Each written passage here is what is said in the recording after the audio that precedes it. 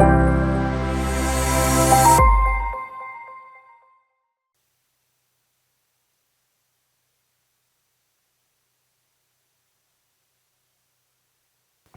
evening. Welcome to the Jefferson County Board of Education meeting on Monday, May 8th. If you'd please join us for the pledge. I pledge allegiance to the flag of the United States of America and to the republic for which it stands, one nation, under God, indivisible, with liberty and justice for all.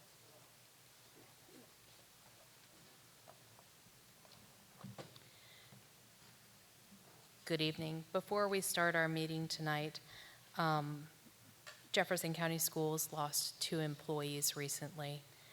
One was Kathleen Helinski, a substitute aide in the county, and the other one was Colleen Griswold Oden, a Washington High School special ed teacher. If you'd please join us for just a moment of silence in their memory.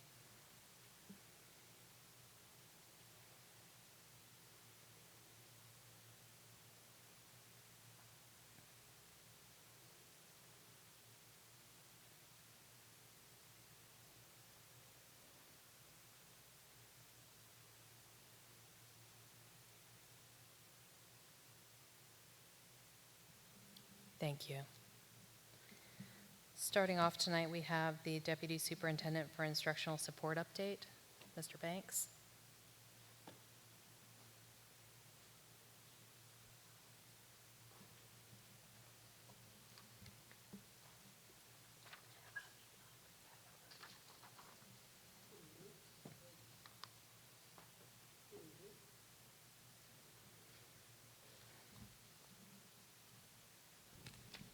Good evening.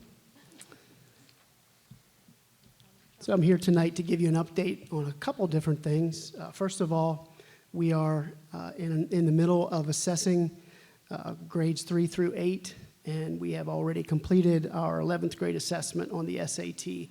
So give you a little bit of an update on that, and then Mary Lind is going to talk to you about a committee that we had recently who looked at our screeners, and then the work that's left to be done on intervention programs. So just give you a little bit of an update on those 3 items. So first of all, on the state assessments, we started March 22nd with the SAT for 11th graders. We had 500 approximately took the SAT, and our makeup date was April 25th. The general summative assessment, which is what we call the WVGSA, and also the alternate assessment, that window opens on April 3rd and closes on May 26th. Students are assessed in reading, writing, and math, and then also in 3 different grades, 5, 8, and 11, they're also assessed in science. Over 3,500 students from Jefferson County will take the WVGSA, or the alternate assessment. Also under assessment, and this is all part of the West Virginia Balanced Scorecard, our CTE completers took the NOCTI, which is the National Occupational Testing Institute exam, and that was in April.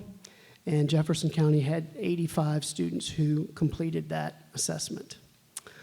Okay, so now I'm going to move on and have Mary Lynn talk to you a little bit about the screener and the committee work that she oversaw. Mary? Thank you, Mr. Banks. Hi, good evening. Jason, if you could start our slideshow. I'm here with Christy Sanders. She is our reading and math interventionist from North Jefferson Elementary. So I'm here tonight to talk to you. Could you please go to the 5th slide, maybe? There we go. I'm here tonight to talk about WVTSS Screener Committee. This is some important work that we've been doing in the Department of Instruction. Next slide, please. So what is WVTSS? That stands for West Virginia Tiered System of Support. And this is a framework that is provided by the West Virginia Department of Education to counties to help support teachers and students in identifying any kind of gaps that students may have early on. It's also considered response to intervention. That's another word for it. Next slide, please. So what we're doing with this committee is we are reviewing our universal screener. And what is a universal screener? Universal screener is an assessment that we give to all of our students. And through giving this to our students, we are able to find specific gaps in their reading or math abilities, and then we can hit the ground running with intervention as soon as we can. So next slide, please. So for this framework to be effective, we must have a consistent screener. So the first thing that we did is we developed a committee of people from across elementary and middle school. And as you can see here, we have elementary teachers, interventionists, some administrators. We have Jen Rowan from technology, looking at it from her perspective, a school psychologist, as well as Christy Horning from the Director of People Services. So this committee got together, and what we did was we created a criteria of everything that we would want a screener to have. So in order for the framework, WVTSS, to be effective, like I said, we have to have a consistent screener. So currently we use STAR and PALS. Our current version of STAR, which we've used for several years, Mark Osborne, you probably used STAR when you were principal. We've had STAR for several years. Our current version, as well as PALS, are not meeting the needs of our students, especially with what we know now about early reading with the research with science of reading, as well as PALS is being discontinued. So this committee got together and they came up with their criteria for what this screener needs to have. So one of the things that they wanted to have is it needs to be valid, it needs to be for ELA and math, and it needs to be for K to 8. And when we assess our earliest kids in K and 1, they wanted it to be paper, pencil, interview style. So instead of just putting kids on a computer to assess them, the committee decided that they want the teachers to have that intimate knowledge and intimate peeking into where those kids are. Sorry. All right, next slide, please. So this is a quick timeline of what we've done. So in January, we decided that we needed to have a consistent screener. In February, the committee was formed. March, the committee members committed and attended several screener demonstrations that we set up through the whole month of March. So they took their criteria checklist that they created, and they viewed all of these demonstrations and participated in these demonstrations to decide which screener met the criteria the most. In April, we met together again, and we narrowed this down to 2 screeners. And also the Third Grade Success Act passed, which is really exciting that passed after we've already started doing our work, because one of the things that this act says is that we have to have a universal screener that aligns to science of reading, and also helps us identify kids with dyscalculia and dyslexia. So we were ahead of the curve there. So in May, which is where we are right now, we are actually meeting tomorrow to decide on which screener that we're going to adopt for the 23-24 school year. And in the summer, we plan to have our rollout and what supports we need to have in place for teachers. In fall, the teachers will do their first benchmark. And another exciting thing is that throughout the year, we have data days embedded in the calendar. And this is just for the teachers to be able to really dig into the data from this new screener, as well as meet with their coaches and get any more PD that they could possibly need. So the next steps is Tara Mahoney is actually overseeing a math intervention curriculum committee, and this is going to be held the entire week of June over the summer, and she has a similar makeup in her committee of teachers, admins, interventionists, et cetera, but they're going to do their work in a week, where our work was spread out over a few months. But she's following the same model where they're going to set criteria for these materials, then they're going to have demonstrations by the vendors, and they're really going to dig into the intervention curriculum so that when teachers have their data from the new screener, they will have curriculum then to help address the specific needs that are identified in the screener. So this is really important work because we're really trying to make everything consistent across the county, making the curriculum consistent, all the screeners consistent, et cetera. Sorry, that was really fast. Are there any questions? Hi, yes. Yeah, what's the relationship between your screener, the state assessments, additionally, students that are trying to get into the honors program? Is there any relationship between these screeners? And So when we think about the word screener, we think about kids that are just coming into the school system, and we're trying to literally screen them to see which kids are ready and are on benchmark and which kids have some gaps. So I think of younger children when I think of the word screener. However, this screener that we're looking for, we want to be for K-8 because clearly there are kids in middle school. Yes, this screener will be for K-8. So the GSA is what assesses the mastery of standards for kids in 3 through whatever. So the screener is for kids that are just coming into school so that we can start addressing those needs immediately with them. I'm just really confused about, let's start with the honors math. Okay. It sounds, from my impression, a brand new idea to screen or allow students to enter the honors program. But it's based on a test. Are there any other criteria besides this one brand new test? I'm not able to speak to honors math. Okay, that's a separate question, I guess. So Mr. Banks, I guess, will answer that. This screener, you said it's for starting school. So you mean starting if they transfer in from another county, K through 8? Yes. You're not using it for current students in the system? Oh, no, we'll be using it for every student. And we currently have a screener. We do have a screener right now. We're just looking at picking a new screener that will address our most current needs. You know, the kids have changed, times have changed, research has changed in what we know about early reading. So we need a screener that reflects that. So you're only screening for reading? No, reading and math. And the one screener that we're particularly looking at addresses social and emotional. It's a social and emotional screener as well. Okay. I'll just wait for Mr. Banks to answer.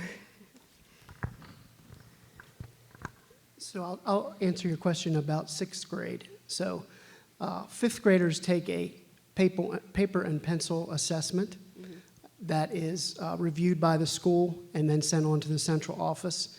And from that paper pencil assessment, as well as teacher feedback, there are decisions that are made as to whether that student goes into math honors or not. So you have 2 criteria. Correct. And what if they don't do well on the test, but the teacher says, okay? Now, I'm not completely sure, but I think there is an opportunity for a retake. So you must do well on the test That is either part way. of it, yes. Because in the past, many students were allowed the option of a teacher recommendation to move forward in honors. Did you change that because you had data that said that didn't work? Only the students that did well on the test were successful in honors. Is that why you changed it to not allowing teacher recommendations? I think the teacher recommendation is part of it, but the teacher recommendation is very unique to that teacher. So we wanted something that was more universal, something that we could use as a screener like Ms. Lind was talking about. Because there doesn't, just from the feedback from parents' complaints, there isn't, I don't know, but this is what they're claiming, there isn't any kind of relationship between the curriculum that was taught, the tests that they were given, or the state assessment. So if a child's lucky and they've been getting some homeschool enrichment, or maybe they transferred in and they were taught some of these skills, they're going to be successful. But there are students who are getting A's and B's in their regular classes. They do well on the state assessment, but they're not qualifying for the honors program. So how do you explain that? That's why there's more than one option so you could just have the paper pencil assessment as your only measure, and we didn't want to do it that way. So we're allowing the teacher input, teacher recommendation, in addition to the paper pencil assessment. So you are allowing the Yes. teacher? Mhm. Well, So, that's good. may I just say something? So, Sure. why do we have parents who have received information that their child did not test into the honors program, like 5th grade going into 6th? So if there's another part to it, then we probably shouldn't tell the parents that the child didn't make it at this point, Yeah, right? I think all that's taken into consideration at one time. So they take the paper pencil assessment, and the teacher recommendation / grade is all part of that at one time. So it's not something that comes later, if that makes sense. Okay, well, we have parents who one specific parent said that her child is an A student in math, is on a higher grade level, basically, than 6th grade. But when she took the test, she did not test in the honors. So it's children like that Right. that maybe we need to go back and look at. There's also, like Dr. Joy just said, those tests were given to children in the honors program who had not covered the information that was on the test. So I've had feedback from children that that was the hardest test ever, and Right. a lot of what was on that test was not what they had been taught yet. Yeah, I know it does assess the mastery of the fifth grade standards so that they can be prepared for 6th grade. So the students who are excelling on the standards in 5th grade and are Well, this best is prepared. 7th graders. Oh, this 'cause is you 7th tested grade. 5th Gotcha. graders in the 6th, you tested 6th graders in the 7th, and then 7th into 8th. Okay, But these are feedback from 7th graders. right. Saying that that test was the hardest test ever, and it did not cover a lot of what was on that test. Right. They had not covered in the classroom. Okay, thank you for that feedback. What is the purpose of, are you trying to get a smaller honors program? Or is it that the students that are in the honors aren't performing to the ability? And is that why you've decided a different route? This isn't anything that the central office decided. These are teachers that have come forward and asked for a better way to do things, because it's a little bit of both. You know, I think you do sometimes end up having students in honors who aren't prepared for honors. That certainly does happen. So we wanted to get the most accurate reflection, most accurate assessment to determine the students who should be in the honors. So you're not using any kind of data. You're just, some people felt like there are some students. But, I mean, No, we are using data because there's some students were not doing well in honors class, and so an increasingly higher number of students were not. And so we went back to see and look at the screening process to see if we were making some errors in judgment there. And many of the teachers felt that we needed to have a better process. So I think Mr. Silver and some math teachers came forward and explained that a few board meetings ago and how that all got started. So. Mr. Banks, what I was discussing is a student that is an A-B student with mainly A's in math that discussed the fact that that test was the hardest test, and it was a lot Right. that they had not been taught throughout the year, and this child is already in honors classes. I understand. So they're already in 6th grade, headed into 7th grade? Already a 7th Yes, grader okay. in honors classes. Okay. Mr. Banks, I think I do remember Mr. Silver speaking to that, like you said. And I think the issue was, again, we've never tested for 6th and 7th. Up to this point, we've only tested to get into Math 8-1, which was, assuming we'll keep it calling that, I don't know. was to be able to take that 9th grade math at the 8th grade level.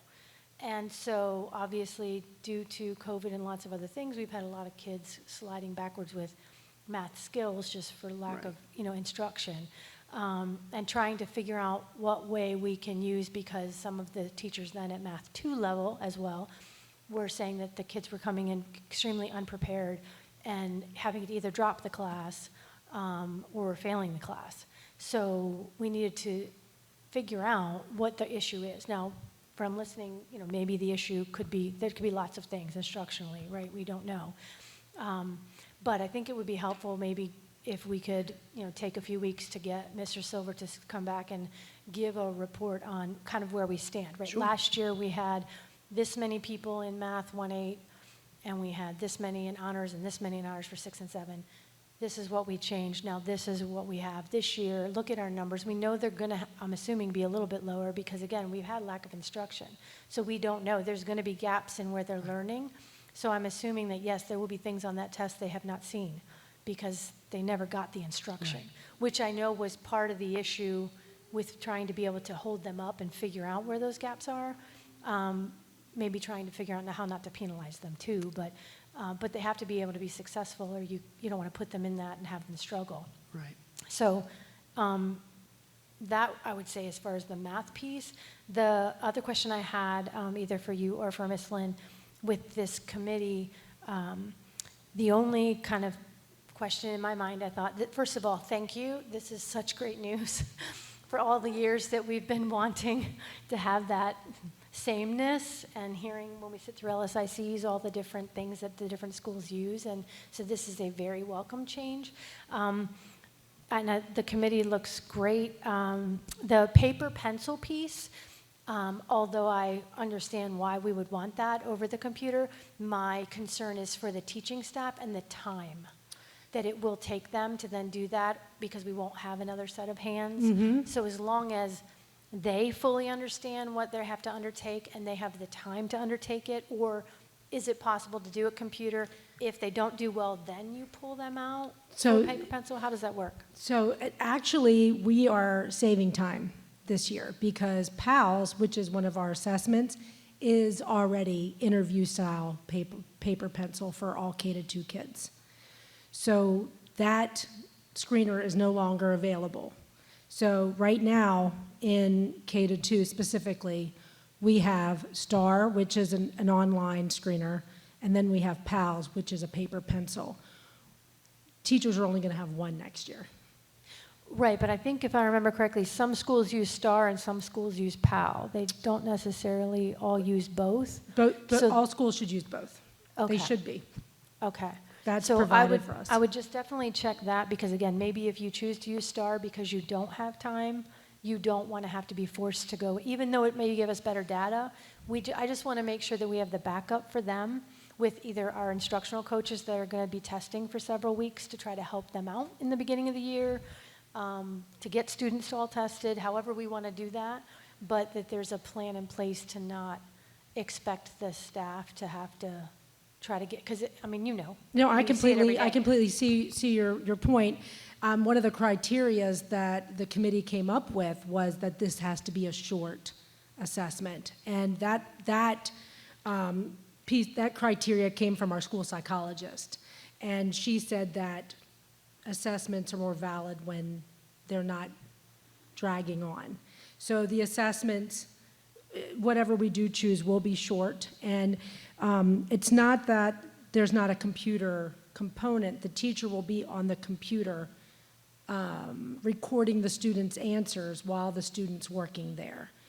So it will take some time. It will be a few minutes for each child. However, that is important time with that student to really, I think Christy could talk about this more. Why don't you come up here, Christy? And again, I fully understand we have to take the time to do it. I just want to make sure that we have the plan in place to support the staff to Definitely. make it happen, number one. And number two, they have to take those state assessments, and they are on computer. Right. So, But not in K and 1. right. This is only for K1 that we're doing these. Paper this is- pencils this only is for only for K1. K1 that we're doing this interview style. but then the whole assessment that we're purchasing covers K to 8. Right, so, and it Okay, starts so- on the computer for grade 2 up to 8. Okay, that piece I did not know. Thank you very much. So Christy was on our committee. So Christy, why don't you talk about why it's important that the teachers have this interview style? Okay. Hi, everybody. So one of the assessments that we're looking at, that we're considering for tomorrow, the nice thing about it is it does cover ELA and reading. So for ELA, for example, the teachers can test for specific skills or concepts in reading. So when they're benchmarking their students at the beginning of the school year, they would assess all of the students within their class. Based on that data, then we could determine who needs intervention or what gaps they may have. From that point forward until mid-year, maybe around December, January, we would have another benchmark, and then our final benchmark would be at the end of the year in May.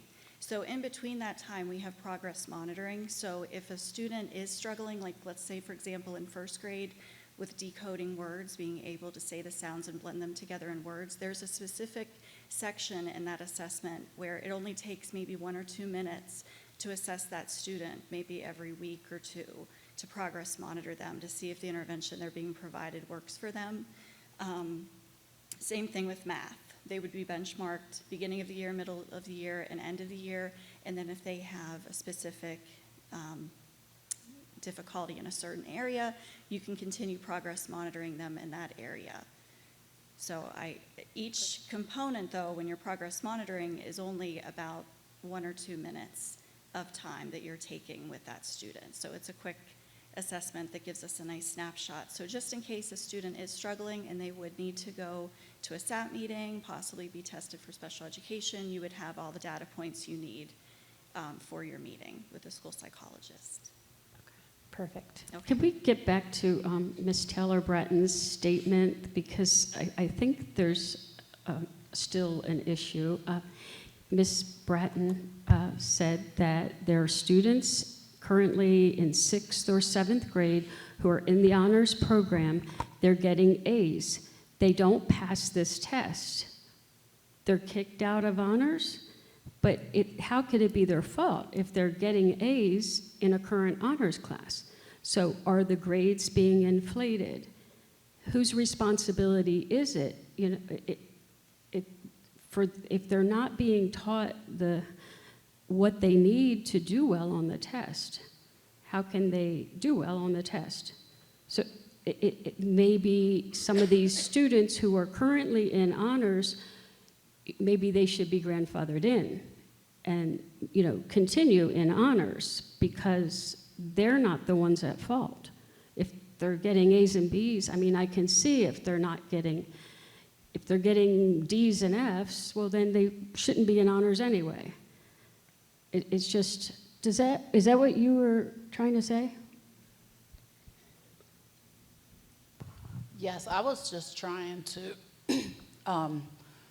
basically say what Dr. Joy said, that we tested these children who are already in honors classes, already have high grades.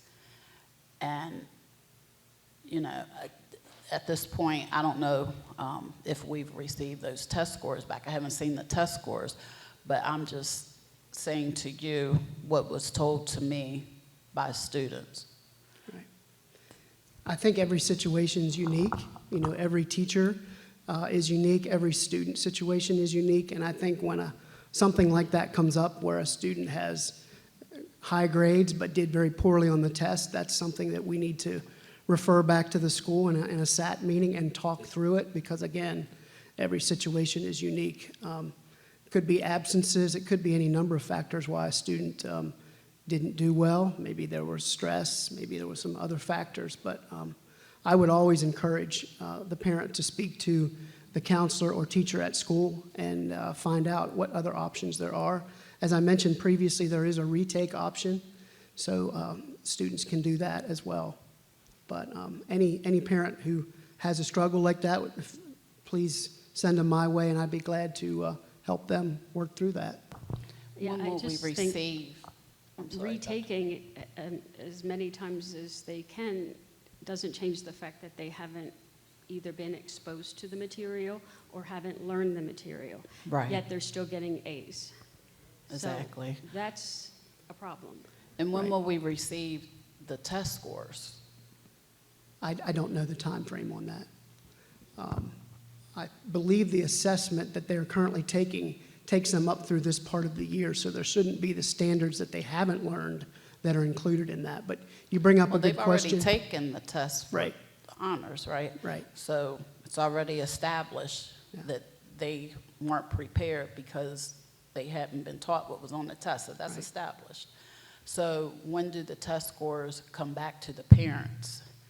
So, and also, I mean, their schedules have gone in, so how do you determine, now that the schedules are going in, how do you determine, I mean, you wouldn't put them in honors classes and then next year say, oh, we fooled you, Right. right?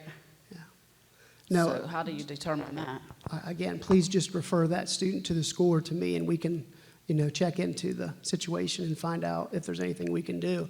To Dr. Joy's point, trying to limit the number of students who are in honors, no, we want as many students as we can possibly put in honors who qualify, but we also want to put them into a situation where they'll be successful. And that means that the appropriate mastery of those standards before, as well as a solid teacher recommendation.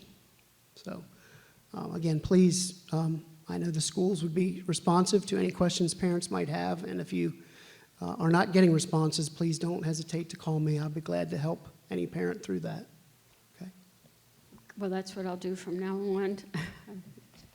I mean, we got an email today or yesterday from a Okay. parent. That's fine.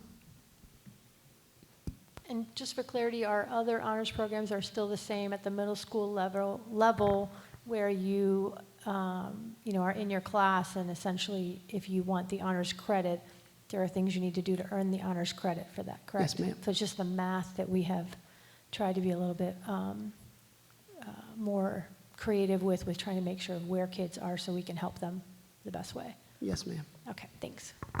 I didn't hear what she said, but I believe that they're either allowed to be in the honors program or not. Is that correct? Based on tests?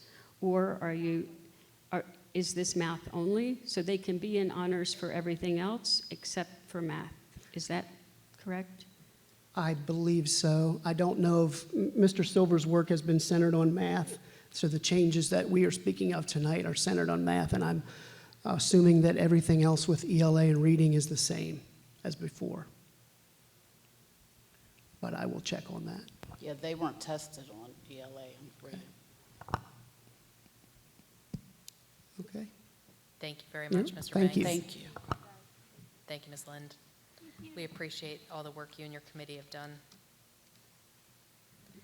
Next, we have the approval of the minutes. Is there a motion to approve the minutes of the regular board meeting held April 24th, 2023, and the special meetings held May 1st and 2nd, 2023?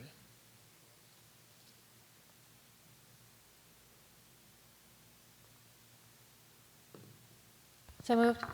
Thank you, Ms. Ogden. Is there a second? Second. Thank you, Mr. Osborne. Any questions or discussion? I have, for 423, this discussion about the Neola policy. Based on these minutes, it looks like we're going back with an original motion from March 27th. However, is it still correct that you couldn't find a vote? Right. So we don't have a date for these policies to be out for public comment. I just want to clarify that. I'm fine with it because it's way too much information for anybody to digest. So, but I'm just making it clear that that's what these minutes reflect, that we don't have a date. Huh?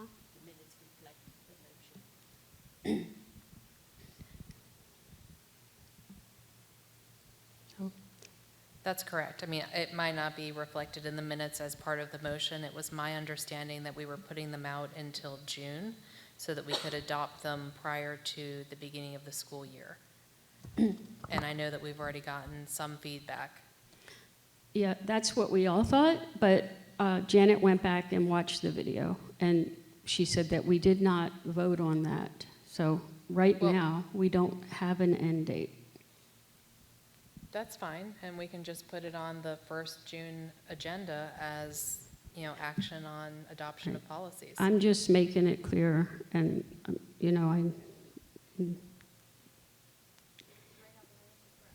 yeah, but I just want to make sure that everybody is in agreement of what these minutes mean, because it's confusing.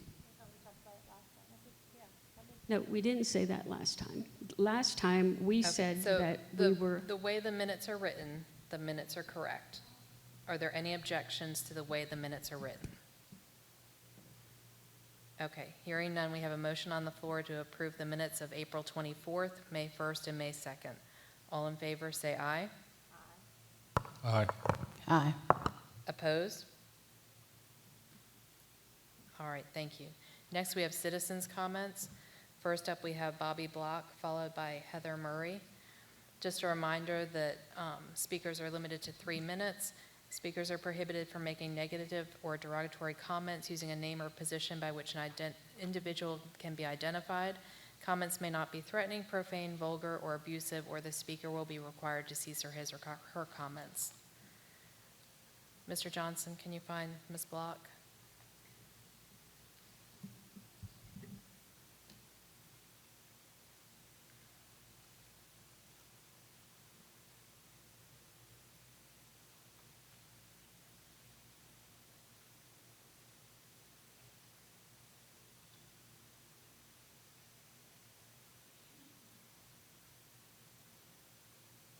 Ms. Block, can you hear us?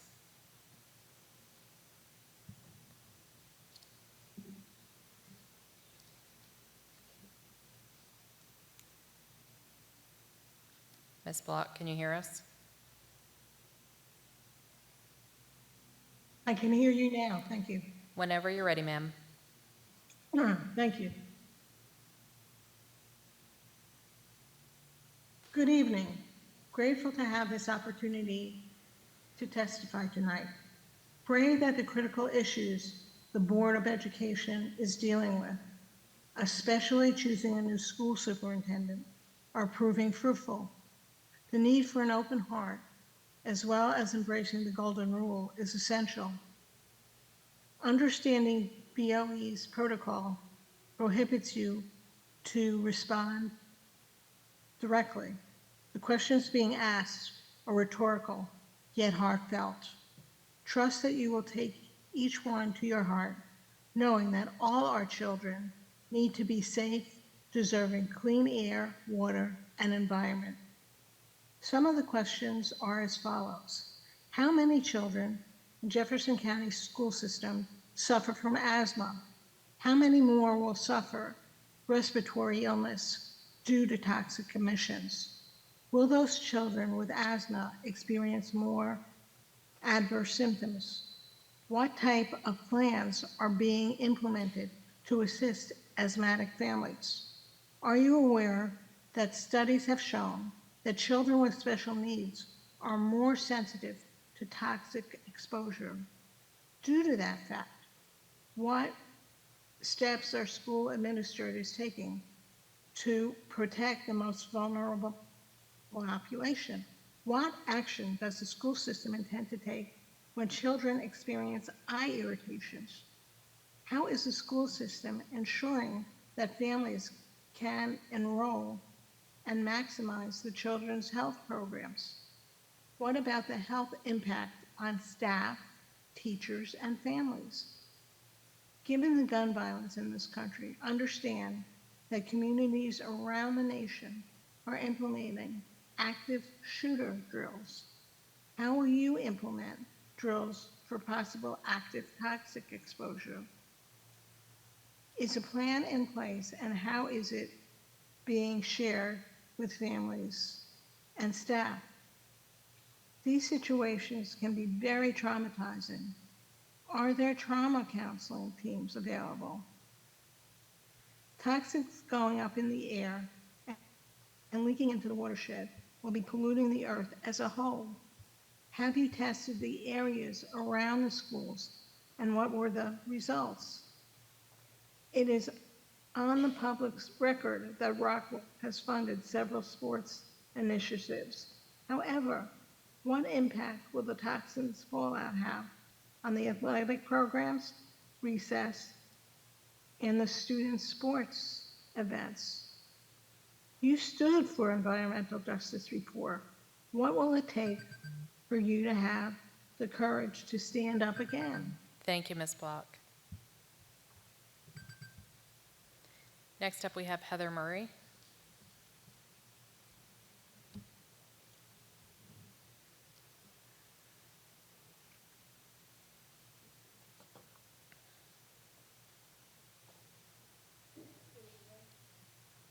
Good evening.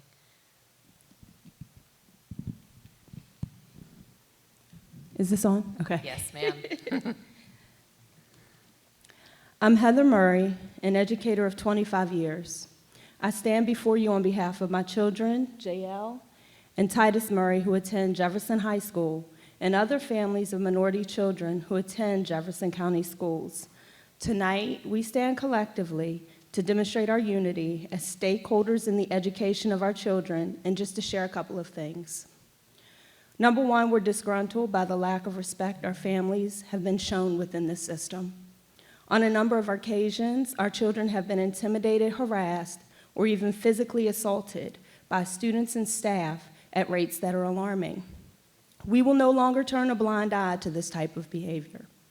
Number two, we will no longer allow those in immediate charge of our children to not be accountable for creating a safe learning environment for all children. The attitudes and personal bias of many staff and administrators is off-putting or complacent and allows for a hostile environment. Racial slurs, microaggressions, and malicious words are used on a regular basis, and our children are ignored or victimized by receiving punishment rather than an appropriate response. In no way is it ever acceptable to respond to a case of racial harassment by asking the victim, should the perpetrator be disciplined? Nor is it acceptable to pretend that these instances are not taking place. Our children deserve to be safe and respected while in your care. We are asking that ongoing diversity and equity training be made mandatory for all staff, from the board office to the bus garage, and that efforts to recruit and retain minority staff be a priority for this district. Additionally, curriculum needs to be updated to integrate best practices for all children, especially children of minority populations. Instructional resources and materials must display the diversity that this county hosts and will host in the very near future. Finally, it's imperative that board policy be amended to address the issue of the disproportionate discipline of our Black and brown children. In too many cases, those in the majority are the perpetrators and portrayed or treated like the victims. In no way is the N-word, ever acceptable. However, there's an undercurrent where this word is used regularly by students and staff alike. And when retaliation happens, due diligence to investigate the matter is not taken, which results in our children receiving extreme disciplinary outcomes. Please, board, understand that we're tired and we're also a little dissatisfied, but we are willing to do what we need to do to ensure our children are given the respect and the education they deserve and what our tax dollars pay for. Thank you for hearing me out. Thank you. Next up, we have the consent agenda.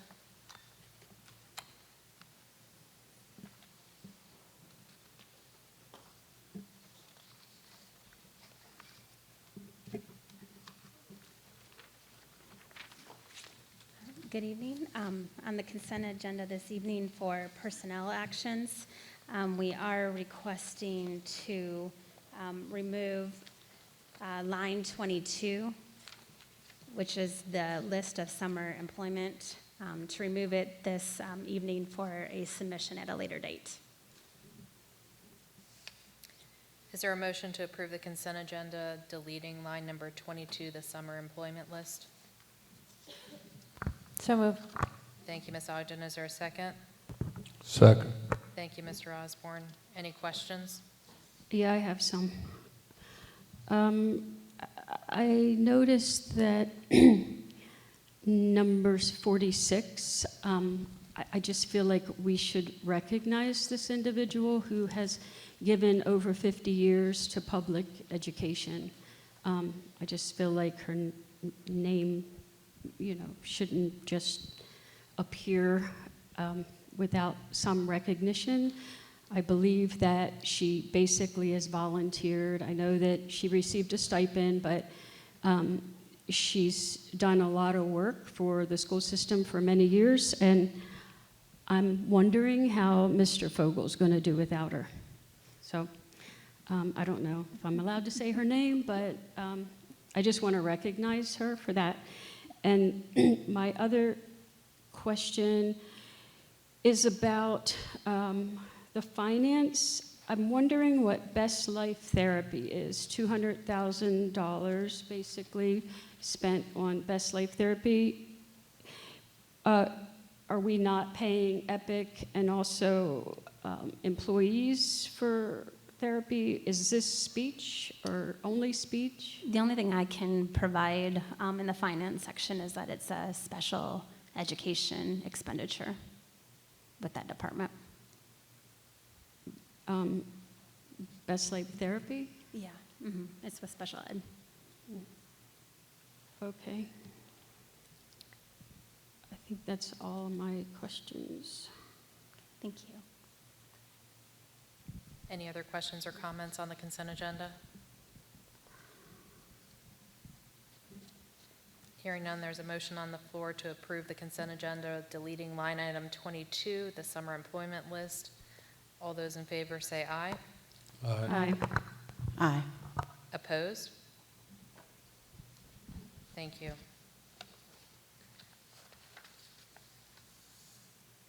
Next, we have unfinished business, the superintendent search. Just a quick update that we did have 17 candidates apply for the position, and we are working on interviewing finalists on May the 13th. New business, possible action on pilot agreement request with Wind Hill Solar Project.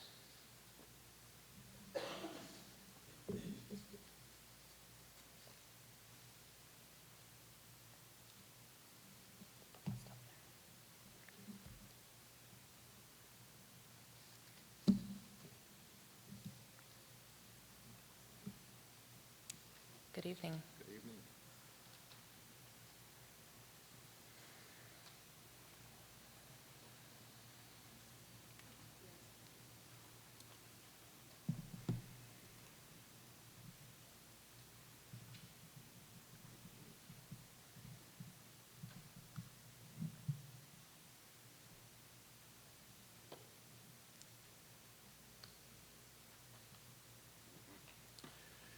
Good evening.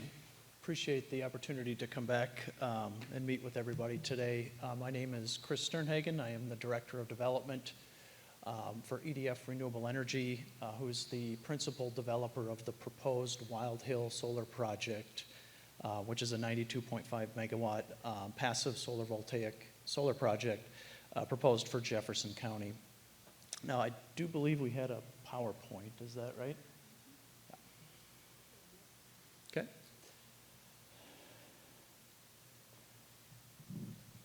Mr. Johnson, do you have the PowerPoint?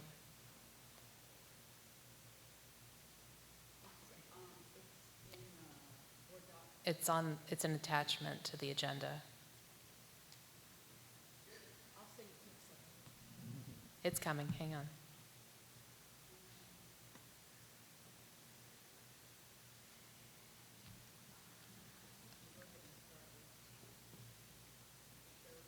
Okay, so just as a reminder, I know I've introduced the project to your board members, I think once or twice before, but just as a reminder, the proposed project is like I said, 92.5 megawatts. We could advance to the next slide, and that'll give you a little bit more information. Yep. 92.5 megawatts AC, passive solar, photovoltaic solar project located in Jefferson County. The project is proposed to interconnect onto the First Energy double toll gate to Millville 138 kV transmission line We are anticipating start of construction of this project in 2024 with a commercial operation date of year-end 2025 and an anticipated project operation lifespan of 39 years. To give you just a little bit of a scale, capacity of a project this size at 92.5 megawatts, assuming about 10,000 kilowatt hours of average residential home use, that would power about 28,000 homes. And we could advance the slide. Not super easy to see up here, but just wanted to give you guys a little bit of a visual indication on the project location. It's located off of Cabletown Road and Old Shenandoah Road on Egg property there, and you can see the outline in blue of the overall project. The red line is the existing First Energy 138 kV transmission line that the project would interconnect its power into. So as proposed, there's no additional transmission lines that would be part of this particular project. It would be an array of photovoltaic solar cells, a new interconnect substation, which is represented there with the yellow and the purple boxes that will interconnect the power into the grid itself, and then some access roads throughout the site as well for operations and maintenance. The ground underneath the solar panels will be seeded with a perennial grass that will be maintained on an annual basis. And then there is some vegetative screening around portions of the project site. The project has been approved by the Jefferson County Planning Commission as well as the Zoning Board, so it has all of the approvals on the siting side of things to move forward as proposed, and as you see it here with these particular project boundaries. We've got 5 different project landowners that are leasing the property there that's currently in primary ag production of corn and soybeans for the most part throughout that area. And then we can kind of move to the next slide.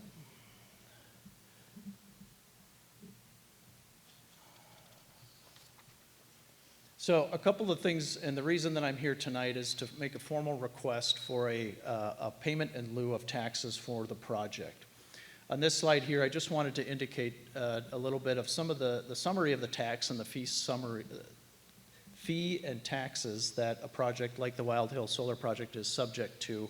I won't list quite all of them, but these types of fees and taxes are what we consider an operational expense of a project. In a power plant such as the Wild Hill Solar Plant, the economics, the financial health of the performance of the project is very sensitive to what we call these operational costs. Things like decommissioning bonding costs, stormwater pollution and prevention plan fees and bonding costs, building fees, those types of things. What I'm here to talk to you about tonight are 2 specific ones, and that's the state business and occupation tax and the ad valorem property tax that the project is subject to. As it's presently structured under state statute, these taxes are really high, and a solar project such as Wild Hill or others really cannot financially incur those costs on a long-term basis and maintain profitability for the plant. So tonight I'm actually making a request and a proposal of what we call a payment in lieu of those taxes that would be an alternate opportunity, which is provided under the state statute for projects such as this one. We can go to the next slide. So just very quickly, I know we talked about this briefly, but the alternate tax opportunity does require approval of all the tax levying bodies within Jefferson County. So that would be the Jefferson County School Board, as well as the County Commission, and I believe the Sheriff's Office as well. It's a statute that's been in the books for a while, and it applies specifically to energy generating facilities. And you can see the statute there if you want to look into that further. Go ahead and advance. So practically speaking, how the process works, each of the tax levying bodies within the county would need to adopt a resolution that would agree to a pilot arrangement negotiated between the applicant and such board. The real property interests, the leasehold interests, as well as the equipment ownership would be conveyed to the county commission, and then the county commission would sublease those real property interests and the equipment ownership back to Wild Hill Solar, at which point the project would be exempt from the state B&O and ad valorem taxes, and then would proceed in a payment in lieu of taxes as outlined under the adopting resolutions and accompanying pilot agreement. Now, prior to this presentation, I did provide you all with a draft pilot agreement in our proposal of what we are seeking tonight. So I'm happy to take questions on that as we get through the end of this presentation. The nuts and bolts of the pilot agreement I've summarized here, but ultimately we're looking for a pilot agreement of a term that meets the useful life of the project, which is 39 years based on our present assumptions of panel life. What it would consist of for the Jefferson County School Boards would be a one-time capital contribution of $250,000, and then a portion of the annual pilot revenues that's essentially distributed the same way that property taxes are. I took a stab at estimating what those would be in year one based on the present school levy, and it looks like what I've got up here, which is roughly it's $250,000 a year in annual pilot payments, escalating at 2.5% annually to the county. Of that $250,000, approximately $154,000 would be distributed to Jefferson County Schools, and then the remaining $46,000 would be retained by the county for use at their discretion. So overall, over 39 years, you're looking at a pilot payment of right about $12.9 million in total revenues across those years. And we can go forward.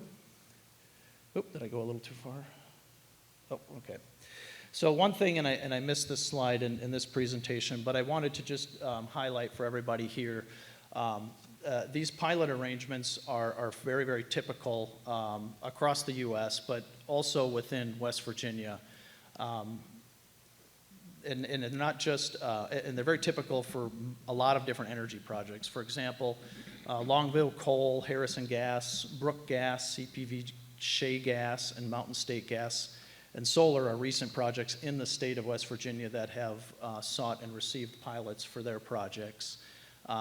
For us in the renewable industry, it's a pretty standard arrangement that we seek in a lot of our projects. In fact, we've done recently multiple pilot agreements in Indiana, Ohio, Missouri, and Iowa, just to name a few. So I mention that because while it may be unique to this board and even to the county right now, it is a pretty common practice within the energy industry to seek out a payment in lieu of taxes to help the financial viability of these types of projects moving forward.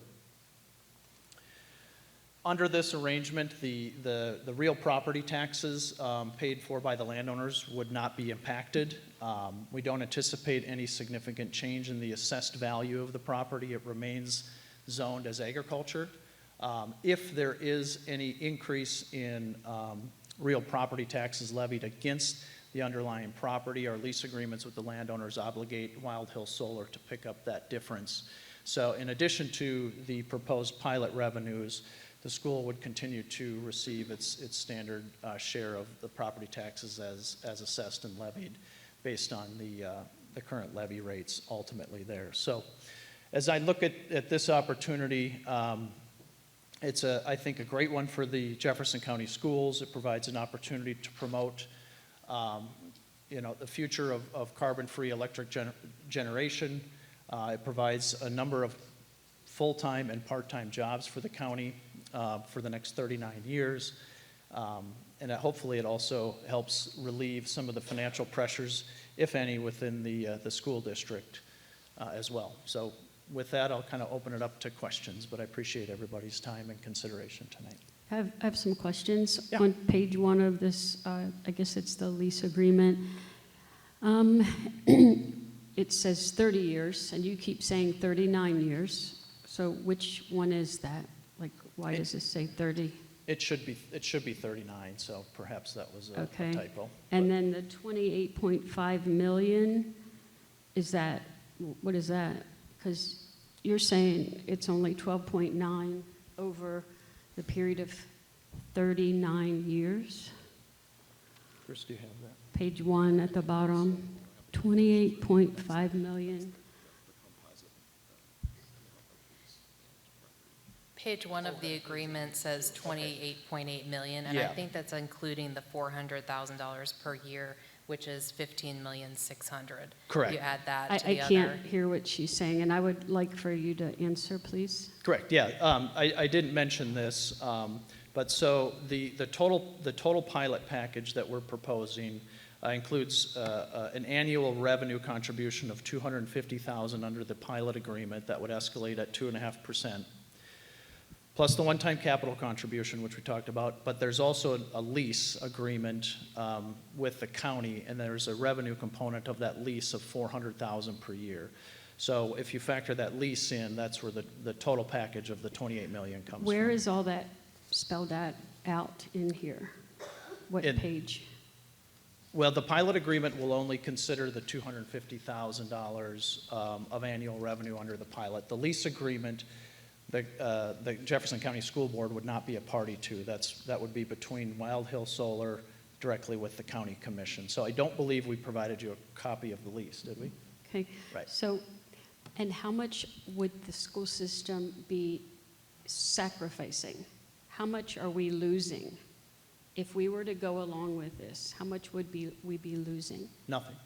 So, This is a straight revenue opportunity for the school. so we're going to be getting all the taxes? No. Which taxes? This is a payment in lieu of taxes. Correct. Then by not accepting taxes, we would be losing a substantial amount of money, I would assume. I see what you're saying. So if the project were to operate without a pilot, you're asking what would the revenue loss be in that Yeah. scenario, correct? Right. Correct. So you might not like this answer, but it would be zero because the project wouldn't get Yeah, I constructed. knew that you would say that, but I'm just letting you know that that's not, I think that's not giving the whole picture. I want to point out that though you have this is your third time, speaking to the board, you've never presented to all the stakeholders and the tax-paying public. Those are our stakeholders that we are obligated to serve. And from my perspective, our public needs to have input, on how they would feel about this. And there just hasn't been, today is not enough time for, in my opinion, the public to be able to give their input. Yeah, and I'm here not asking for anybody to entertain a motion tonight. Now, we will make a similar presentation at the county commission, and it's my anticipation that there will also be an opportunity for public comment through that period. Now, as it stands right now, I believe we will be on the agenda with the county commission for the 18th. Is that correct? Yeah, so the 18th, and I would anticipate that. And then, of course, any public comment that you all would seek would, could either be part of that or, you could take action on your own. Thank you. The question about the potential for lost tax revenue should the project move forward, to give you guys a rough estimate scale here, I think I have. And the reason that the pilot is so important to a project like Wild Hill and others of the similar size is as written, the property tax revenue without a pilot would be in the order of $4 million a year. Now, Wild Hill Solar cannot sustain that sort of tax liability, and nor could really any other project. So that's why I answer the way that I answer when I say without a pilot agreement, projects like this just financially don't make sense. And so without a pilot, that would preclude our advancement of the project from a financial standpoint.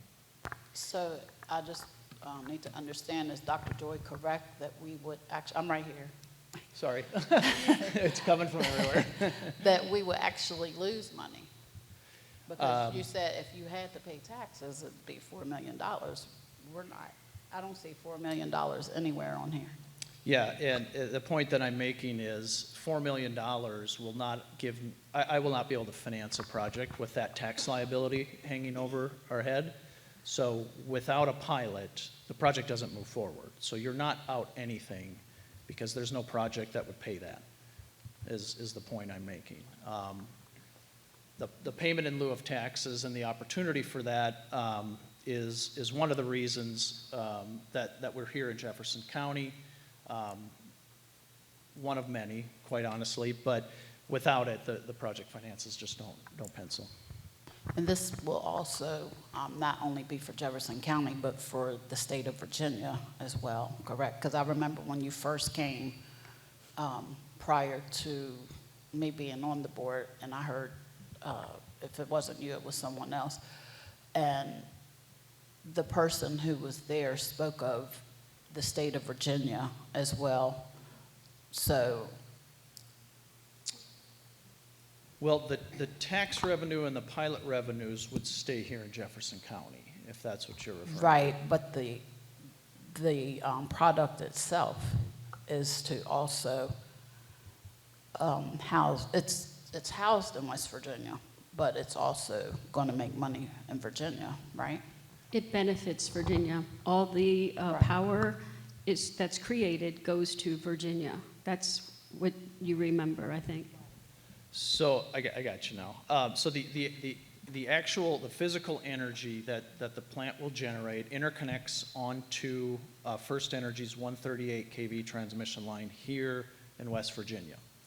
Once those electrons get on that transmission system, they go where they're needed. We no longer have any control of where that power goes. Essentially, will go where load draws it to. So that could be at some point of the day right here in town, and another part of the day that could be 25 miles or 50 miles outside of town. The way the grid operates is, it's set up to reliably serve load. Now, one of the reasons that we like this area and others like this area for renewable generation is because there is a lot of load right here locally. And where we can match and site generation close to load, generally that creates a most cost-effective delivery of new electricity on the wholesale market. Right. And so that's a big part of the reason why we are here. Now, the other thing I'll note is interconnecting at a 138 kV voltage, which is a sub-transmission voltage. Those lines are not intended to carry power very far. So the higher the voltage, the 765 kVs, the 500 kVs, those are lines designed to move power a very long distance. And there's parts of the country where that's needed. That's not here. And so at 138 kV, the power will be consumed almost entirely within First Energy's load zone here locally. Right. So I can't say, for example, nobody Okay. can say at any given day that the power will be in Virginia or will Right. be in Maryland or will be in West Okay. Virginia. It will vary throughout the day and over the year as to which way that power goes. Okay, I also just heard you say it would bring jobs to the county, but I remember when we spoke the last time, it's only 4 people.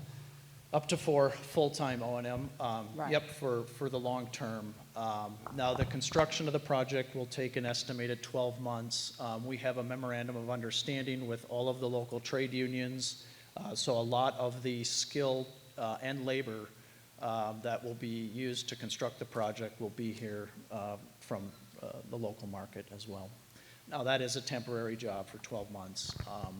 But there are quite a few benefits of that, ancillary benefits economically here as well. So as a host community to a power plant like this, we've got the benefits of temporary jobs, we've got the benefits of long-standing jobs, we've got the additional tax revenue benefits, We've got additional lease benefits for the property owners who are very excited about this project, and it helps them to hedge some of their agricultural risks to their normal business practices as well. So you told us 4 people, so how many other people do you know, and think that would benefit job-wise from this? Because if you only have 4 people that are going to be temporary for a year, that's not a benefit. Well, I would say 4 high-paying skilled jobs with benefits is not nothing. But as far as the temporary jobs go, at any given time, you know, it's going to ebb and flow throughout the construction process. But at any given time, you're looking at probably 200 to 250 construction workers. Does that answer the Right, question? so that's when it's, Yeah. when you're in the construction process, but I am, of course, you know that I'm not referring to the construction process.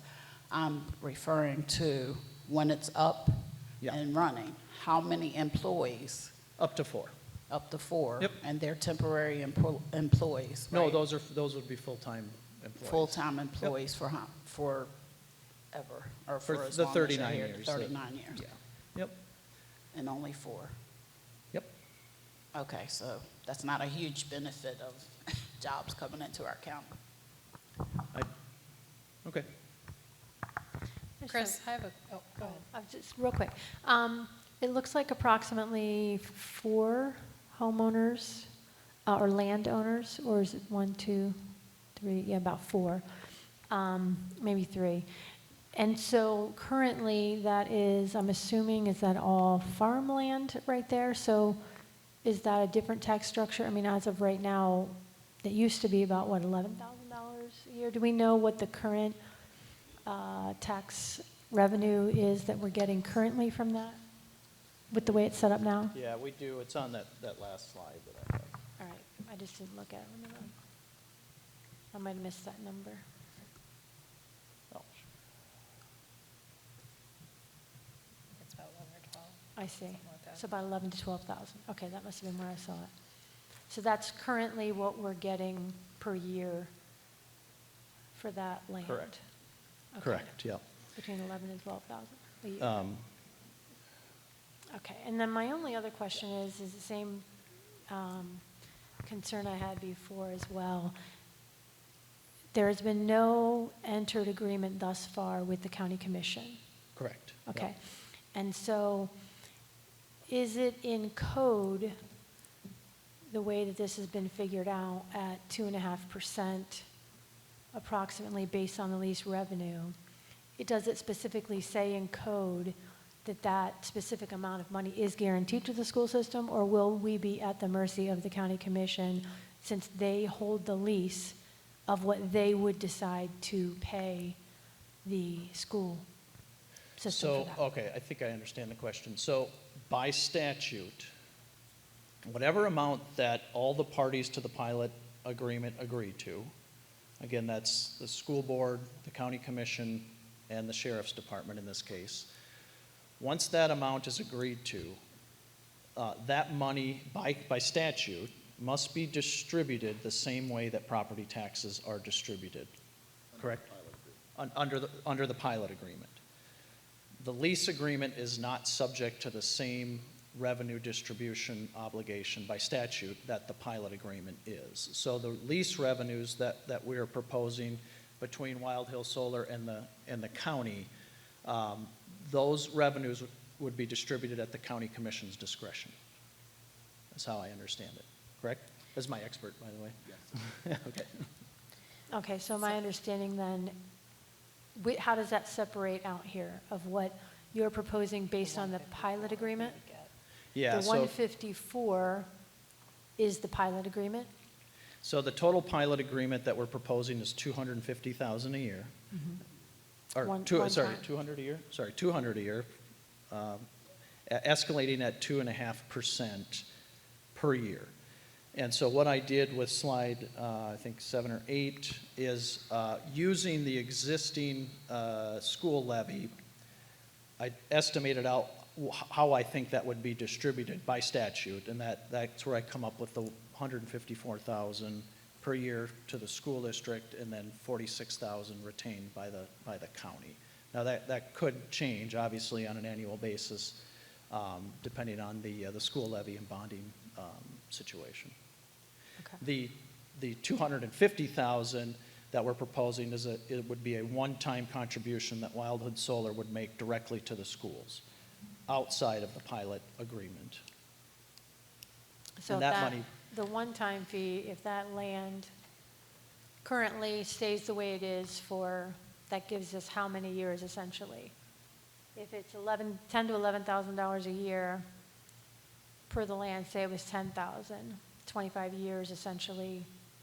So you're kind of paying up front, assuming that land stayed as farmland or private property or whatever the way it is, the taxes that they pay now into the school board. I'm just assuming Wild Hill never came. We would get that amount of money. So you're proposing a one-time payment of $250,000 to the school board.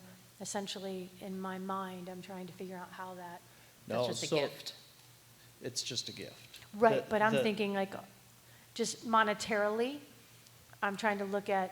How many years that is of Right, how many years? standard tax revenue. Correct, that we would get standard tax revenue, we would be looking at X number of years, Gotcha. 25 years. Do you know what I'm saying? Yeah. Times, if we did nothing, that one payment would give us about that many years, or maybe people don't decide to do it, maybe they decide to make it into an easement, maybe they decide to make it into who knows what, right?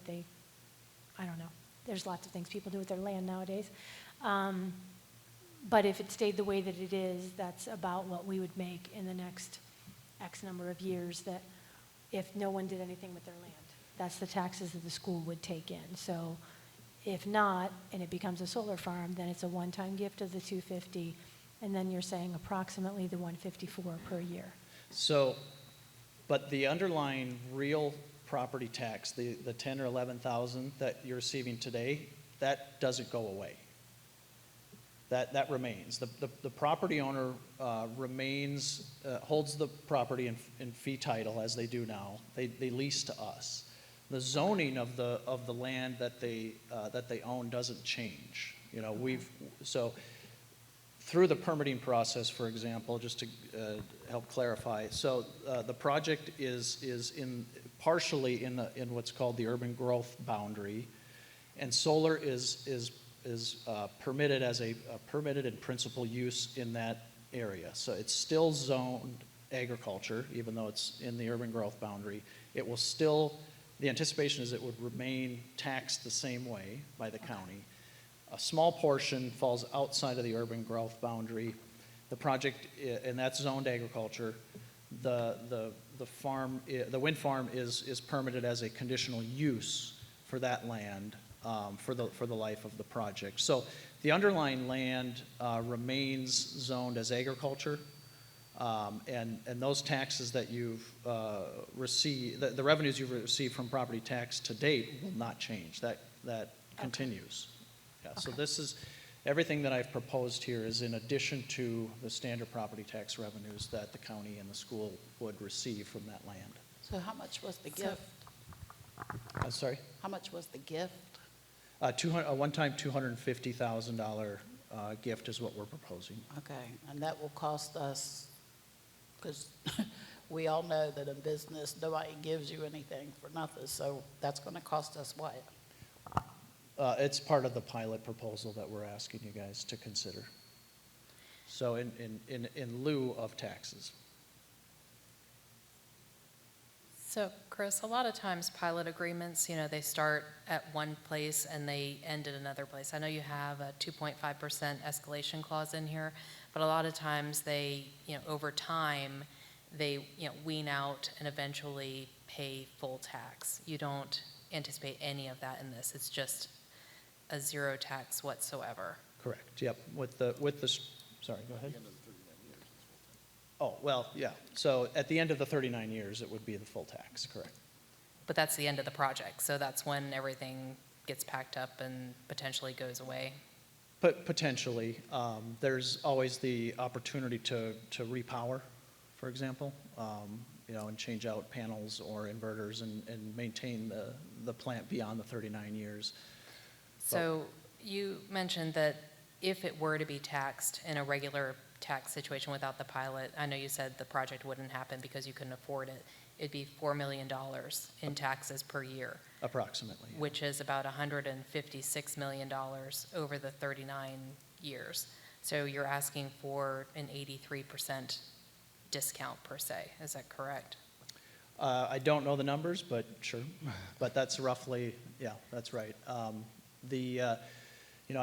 can't presuppose the tax code was written in considering energy projects, but the levy as it's written now is just simply not palatable for a project. Is there a reason why you broke out the annual pilot amount from a lease amount instead of just having a pilot amount? Because the way that I see this is the school system would get $154,000 a year. If you just had a pilot agreement without the separate lease payment, the school system would get an additional $308,000 a year for a total of $462,000 a year. The county commission, I don't see them giving any of that $400,000 to the school system because they're not required to. They're required to give us part of this little bit, this $200,000, but not the $400,000. The school system, we cannot be in the business of giving away money. I support solar, don't get me wrong, I do. I have it at my house, I think it's a great thing. But at the same time, the way these numbers are working, we just got smacked down in Charleston by the building authority because they said, Jefferson County has the money to pay for stuff. Well, if we keep giving money away and giving taxpayer opportunity money away, then we're never going to get ahead to where we need to be. The county commission, they cut our impact fee money down to $1 per house. So if they're doing something like that, I don't see the school system getting a single penny of this $400,000 per year.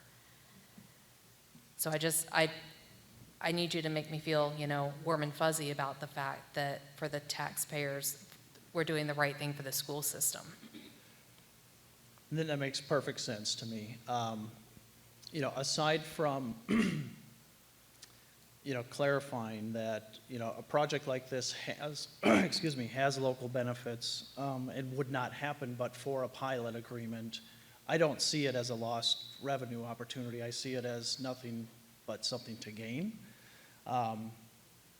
This is an opportunity, like I said, to bring in some revenue without putting pressure on the normal tax-paying citizens through bonding and school levies. Excuse me, I got a tickle.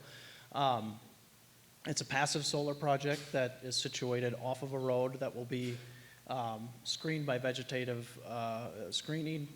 Most people aren't even going to know this thing is here once it's up and operational. As to the discrepancy between the capital contribution and the lease agreement, really the thought process there is that obviously the school serves the community, but the county commission serves a much broader community, a little more different heads and has different needs, whether that's emergency management services, firefighters, things like that, and that's why you see a little bit of a higher payment under the lease agreement versus the pilot agreement. And also trying to acknowledge the needs of the school, whether that be STEM or facilities. The upfront proposal there was to hopefully help with immediate needs for the school district was really the thought process that went behind it. Was there a capital contribution that went to the county in addition to our capital contribution? No, what I've proposed in that slide is what's being proposed to the county as well. I have a couple problems. First of all, the building of this solar farm, there's no guarantee that this will be done by West Virginia contractors. Most of our contractors that come here are from Virginia, Maryland, and Pennsylvania. So is there anything written that or any tax or any breaks for West Virginia contractors to get the building of this facility? So the only thing that I could provide you guys today is a copy of our executed memorandum of understanding with the local unions. We have not contracted directly yet for the construction of the project. That will go out to RFP, and we will contract through what's called an engineering and procurement contractor. which is essentially like a general, very similar to a general contractor. And then, of course, they will be subject to the memorandum of understanding, and will have to use unionized labor and skilled trades for their subcontractors. As we advance in the project, we can provide more information about the specific contractors that have won the RFP. But as it stands right now, the only thing I could probably provide is a copy of that MOU. Once again, the 4 people that will be working full-time here, there's nothing to say that people that are qualified live here, so those jobs could go to anybody. Yeah, so usually what we tend to do is to bring in a qualified operations and maintenance technician on a temporary basis as the plant gets up and operational, and then they will hire and train, they will do the hiring and the training here locally as the project gets up and operational. And this will not have any influence on the price we're paying for power or how much power will be in Jefferson County. The large quantity of this power is probably going to go to data centers in Loudoun County. Yeah, I would not anticipate that a 92.5 megawatt project will have any impact on rate making, either by First Energy as the TO or any of the other load serving entities here. So the benefits that we would possibly get are just these in lieu of tax benefits, basically. In lieu of tax benefits, correct. On the financial side, yes. And then obviously, the broader community with the temporary and permanent jobs, correct. Thank you. So the last time you were here, you spoke of this as a plant, and we asked you then, is this a plant or is this just solar panels on farmland? So just now you called it a plant again. So once again, is this a plant or is this solar panels on farmland that's being leased? It would be both. It is a renewable energy power plant because it generates electricity, but it is also solar panels on farmland. Okay, because the last time you were here, you told us that no, it's not a plant. So that's why I wanted to make sure. Well, I think that's a Because fairly we broad specifically term, asked you plant. that. It's a solar farm, solar plant, I guess. I won't mix words. But it will consist of arrays of solar panels on racking, on pilings that are driven into the ground. There'll be some underground DC collector lines that go right to our new switch yard, and then the power is conditioned and interconnected onto the transmission grid. So.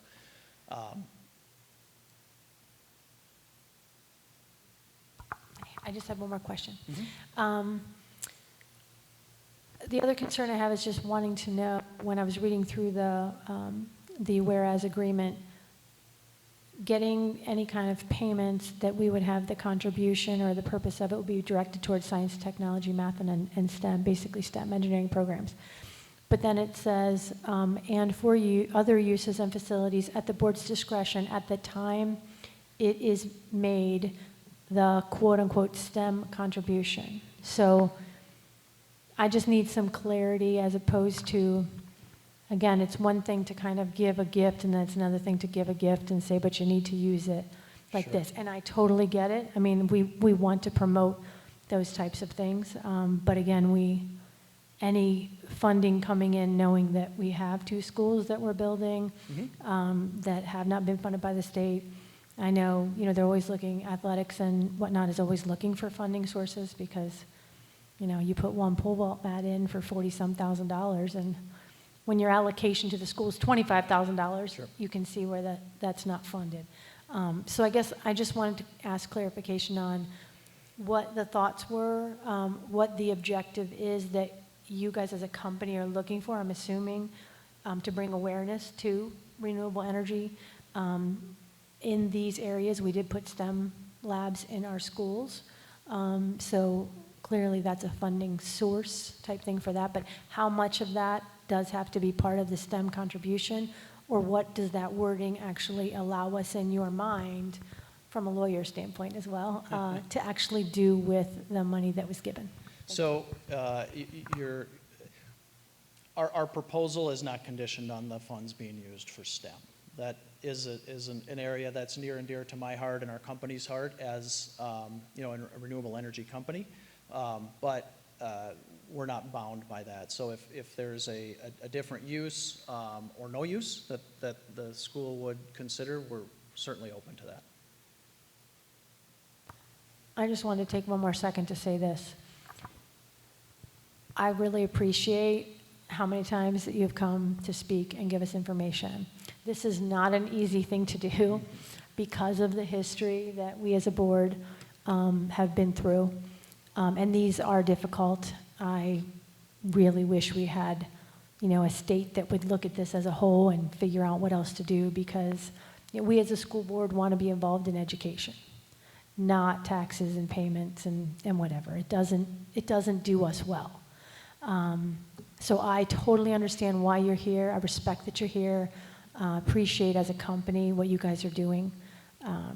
And just know, from our perspective, we have to listen and take it all in and as well, and realize that some people love solar, some people don't love solar, some people want you to be there, some people don't. And we hear from all of those constituents and we serve them all.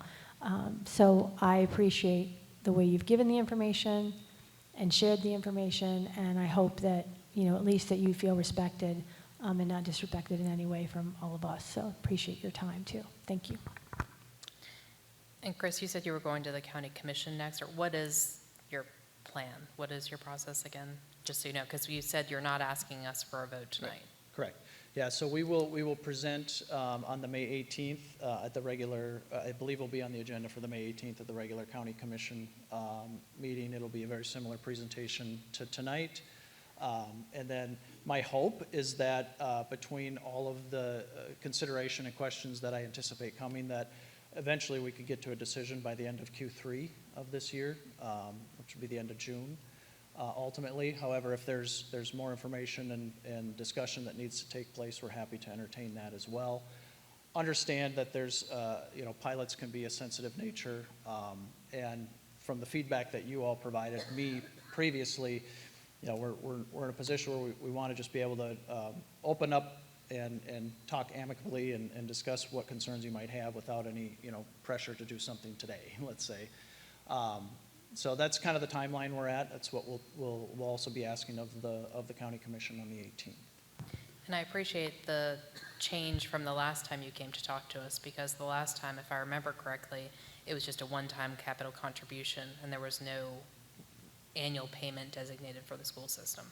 So I did notice that difference. I'd like to make a motion that we just table this for now until we have public comment, and they've spoken with. We don't even need any action. We don't need to table it because it says possible action, so we're good. Okay, so we're done. Okay, Yes, thank ma'am. you. I feel like it's unfortunate that it says possible action. I don't know if somebody told you that we possibly would take action, but we've never even had an attorney look at this. So I think that's, as a minimum, we would need that, but I know that you have some errors in your paperwork. So, and personally, my impression from what I've heard is, I can't speak for everybody else, but I think that we need a lot more money than what you're even offering. Just, not that that would change anybody's mind, but that's the impression that I get, because we do have 2 schools to build. And anyway, but we need to address this with an attorney, and I believe the public needs an opportunity to give their input. So I don't know if this goes out for public comment or the procedure that we would take, but personally that's the way I would like to see it move forward. But after you've updated your proposal, because 30 versus 39 Sure. is a minimum. Yep. I'll take credit for that. It's an error. Yeah, and I appreciate that. And like I said, I wholly anticipate that, you know, the county will open the process up to public comment. The pilot agreement is it's the same agreement. Everybody's a party to it, right? So, and we have provided copies of that to the county as well as to the county attorney, and would anticipate that they'll have some feedback that we'll have to consider. And then, of course, any feedback that you guys have, we're happy to consider as well. All right. Thank you very much for being here. Thank you. Next, we have action on approval to place the racial slur response protocol policy out on review and comment. Okay, thank you very much. As I've often said at this podium, schools are a reflection of the communities that they serve. And as we well know and as we've heard, Jefferson can be a wonderful, supportive, welcoming community. And it can also be a reflection of some of the conflict that we see in the larger community and in the world, and the societal conflict and violence that are outside of these walls, quite frankly, often come in them. Racism among them is a form of violence, and we have a duty to protect our children from violence. That's our responsibility. And in doing so, the walls here aren't magical. Oftentimes there are things that, because there are children here, we want to believe that this is a sacred space. And the reality is that children go in and out of here every single day, and the things that they hear and the things that they say affect them. And so as much as you heard earlier, folks want to believe that these things don't happen, they do. And the fact that we're up here talking about them, have been talking about them, have been working on them, doesn't mean that Jefferson is a place that has more violence or more racism than in other places. It means that Jefferson is one of the few places that's willing to do hard things and to tackle those issues. I think that part of our responsibility is to model that for kids. And so I have a deep appreciation for the more than 200 people that we've had working on this for the last year. The student groups, the faculty groups, the service senate, the parent groups, an incredible number of supportive parents who've had their struggles, and yet they continue on behalf of their own children and behalf of all children to try to seek improvements in the system. So when we talk about this protocol that Mr. Johnson is going to put up here and that's attached in there, I want you to know that it comes from the labor and the honesty and the authenticity and the care and the frustration of a lot of people over a good deal of time. So if you could stick that up, Mr. Johnson, I would appreciate it. So essentially, this protocol conveys very clearly the duty of every single Jefferson County employee to protect students from harm, that it clearly denotes that racial slurs are a form of verbal abuse. They are intended to do harm. They are intended to demean someone. And that we have a responsibility to intervene when we see that happening. Now, having said that, this is a difficult subject for people to talk about. It's often fraught with a lot of other feelings. It has so many different layers to it.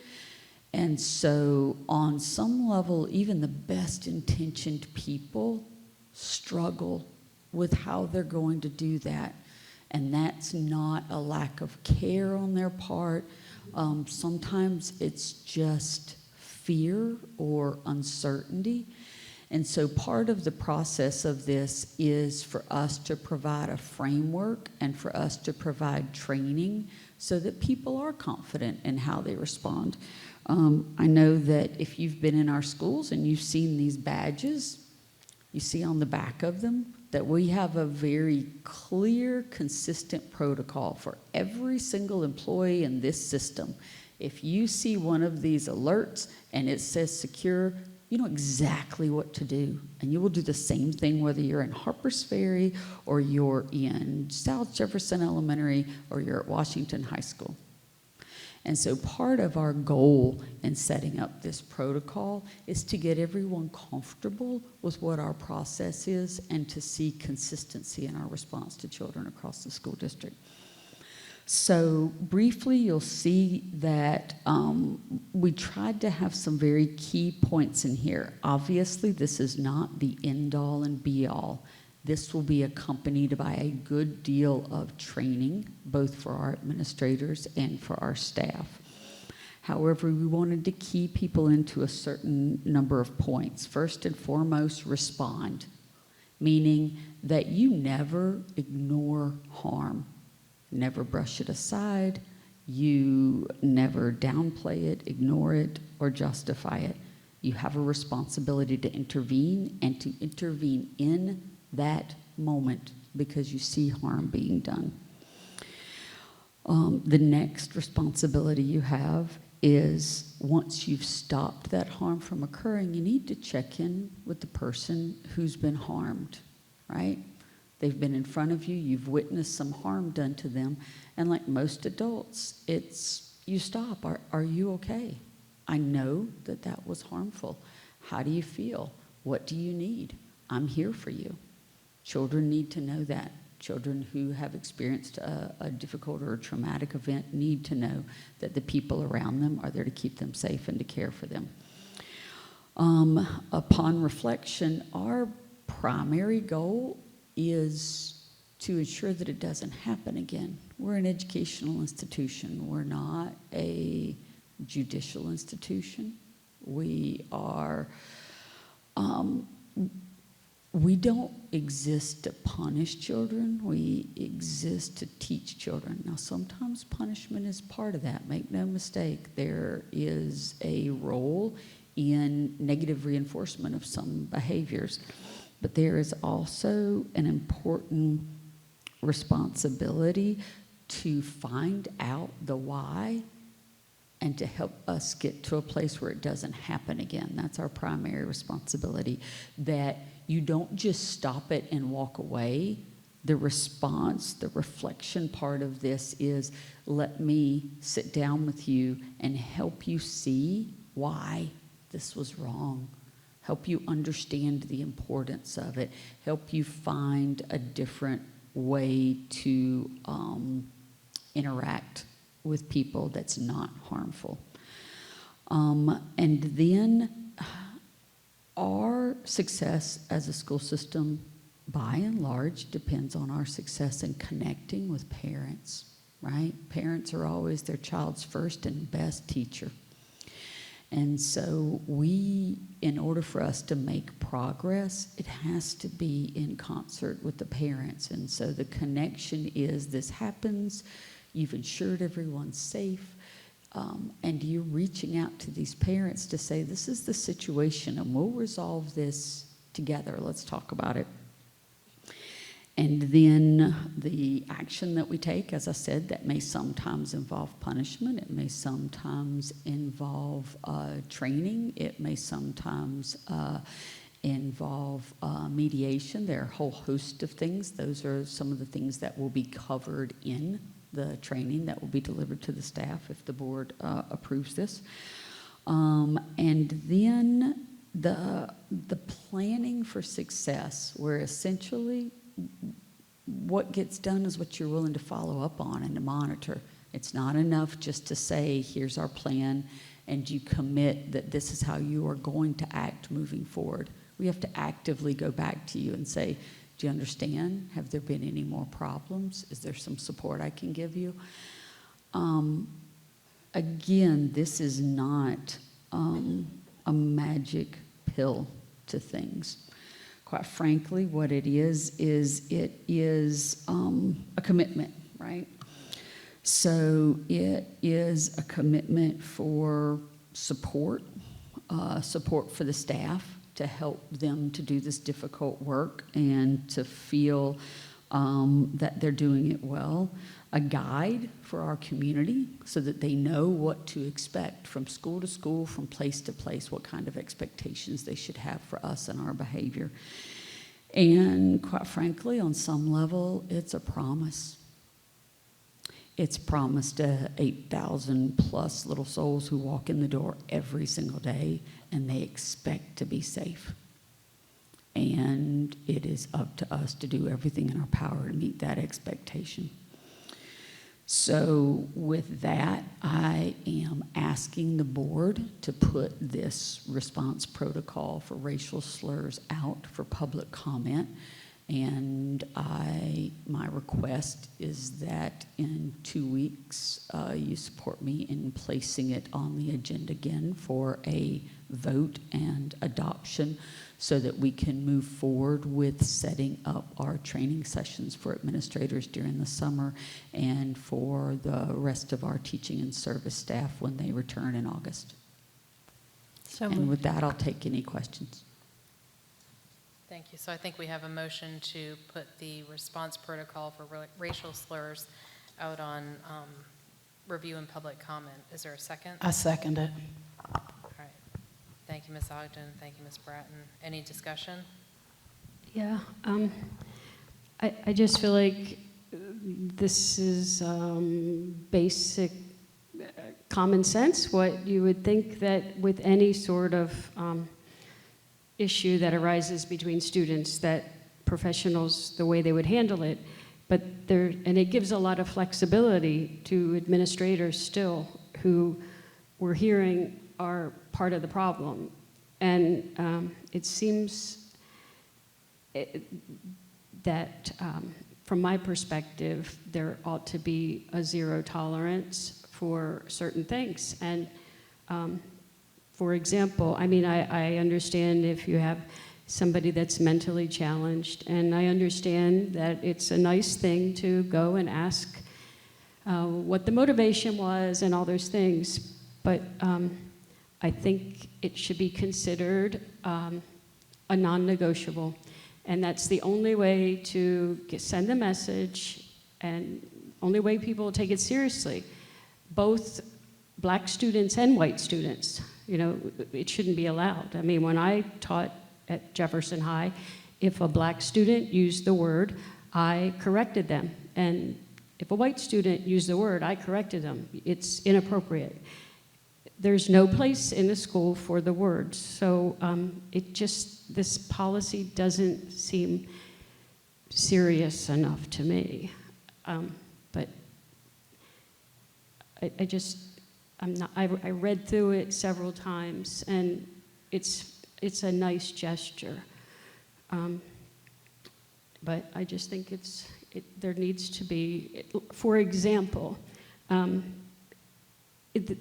if there's a fight, like the one that I saw on Facebook, it was racially motivated. A student was called the N-word, and so he fought back.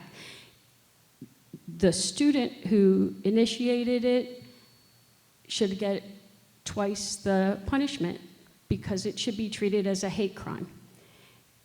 They shouldn't both be suspended for 5 days for fighting. Dr. Joy, we really can't get into student discipline matters, please. I don't know what happened to the students. I'm just giving a general, we need to give, just like we send a message that you don't drink and drive or you don't run a red light, some states, they take it more seriously.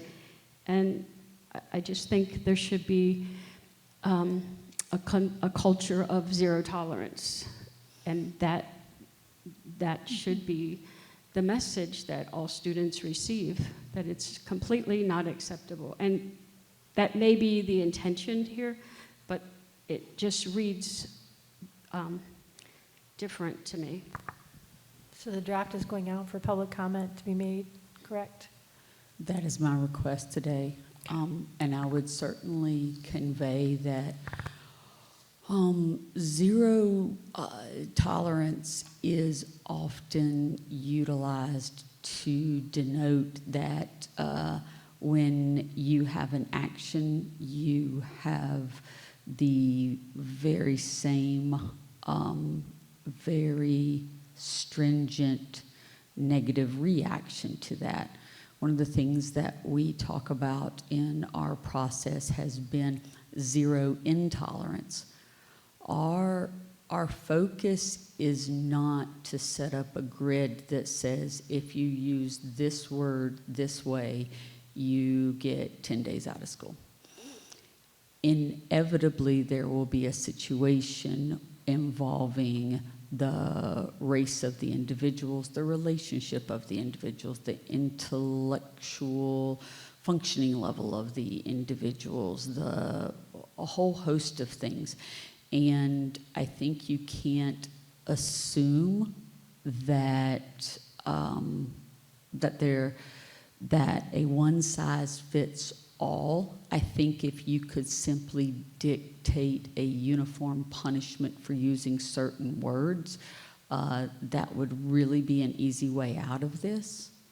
But the reality is that I think that we can both be intolerant of anyone using it and at the same time be cognizant that we're preparing children to go out into the world, and we have to give them a different set of tools.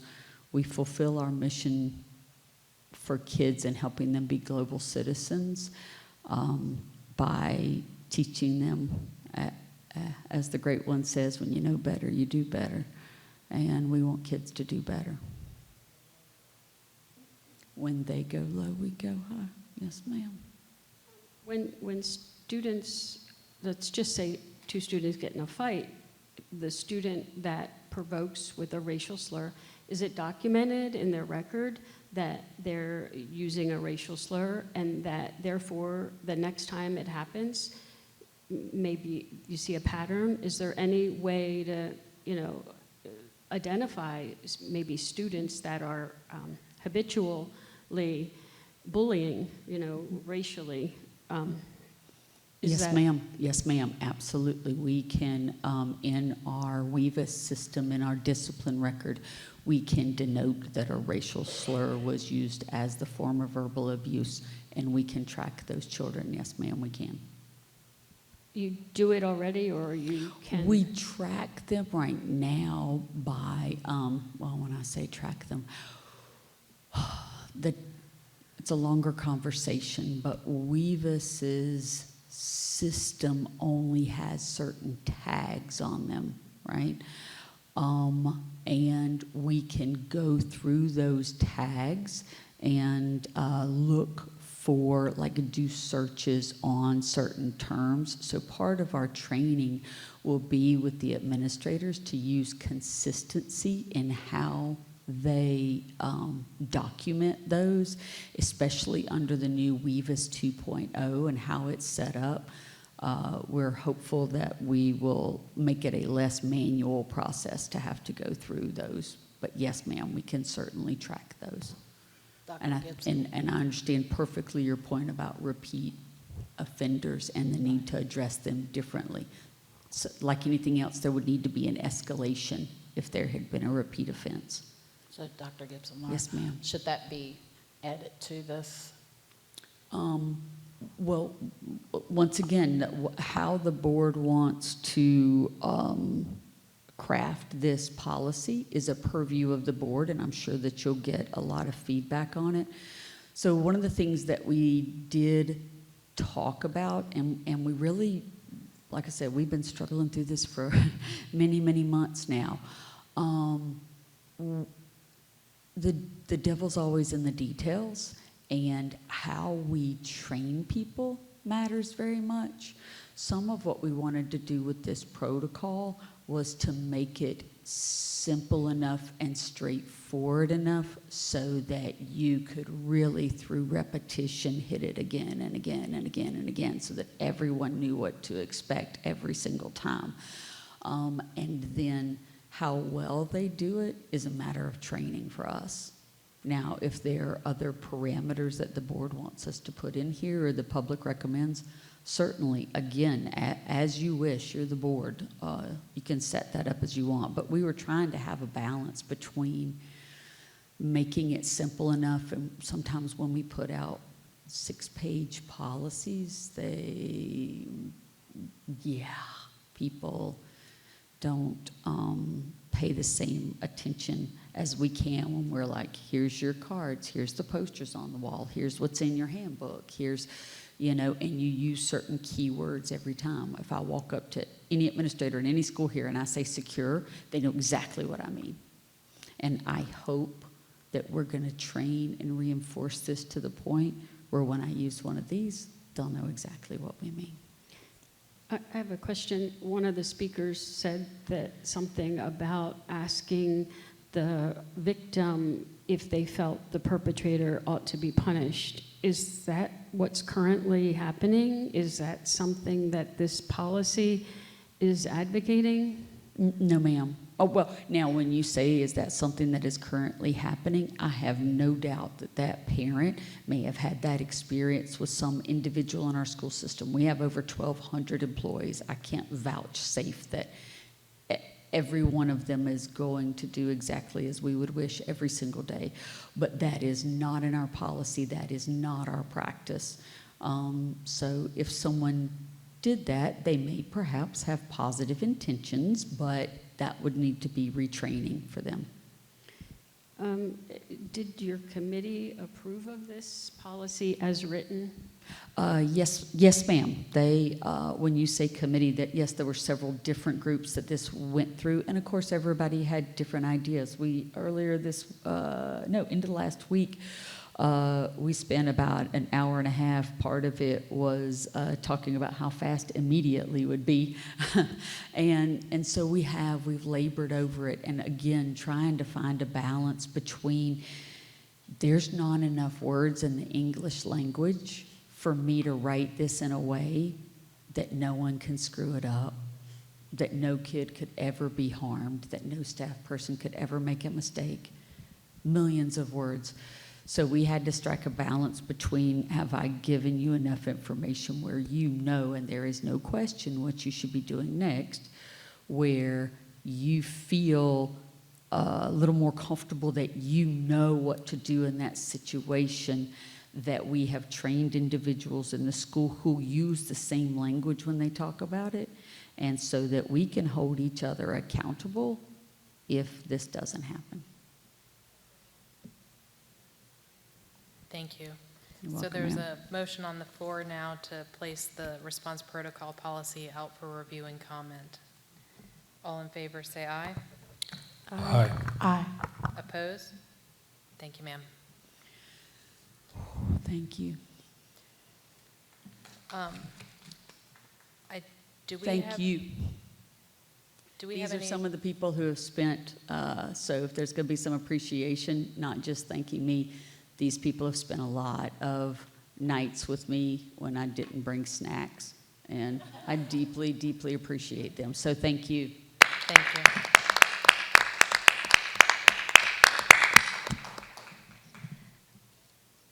It says possible advisory committee reports. We don't have any advisory committee reports tonight, do we? Thank you. All right, board member comments and committee reports. Mrs. Bratton?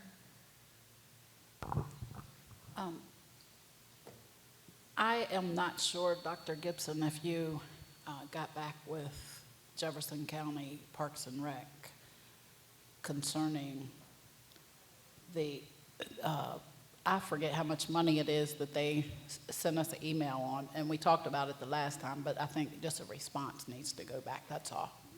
Okay. Oh, okay, it might have been when my email was down and I didn't see it, but thank you.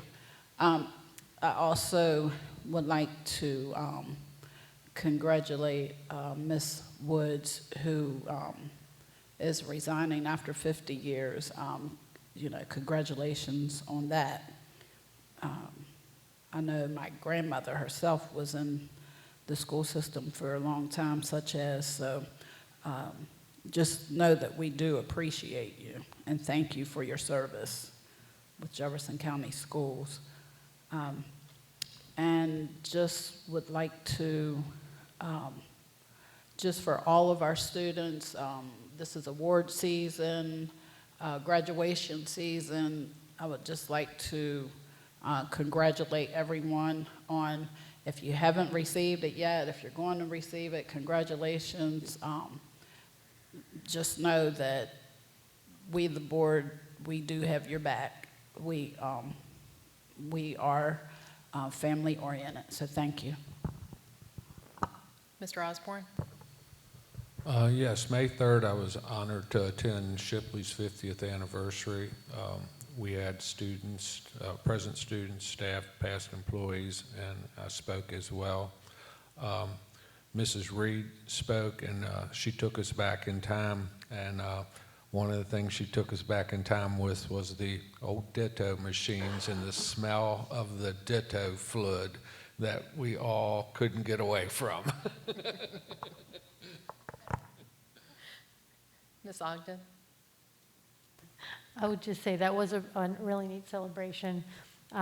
Listening to some of the past staff share about that, and Miss Reed, of course, who has since retired, but congratulations to them on a long journey of just great education and students who just love to be there, which is really fun to see.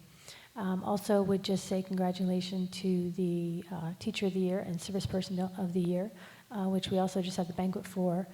And lots of things going on, graduation, parades, all those kinds of things. So as you're out and driving around, just be cautious. Lots of extra students milling about and young drivers and all those kinds of fun things and parties going on. So just be extra cautious on the road and be looking out for each other. Thank you.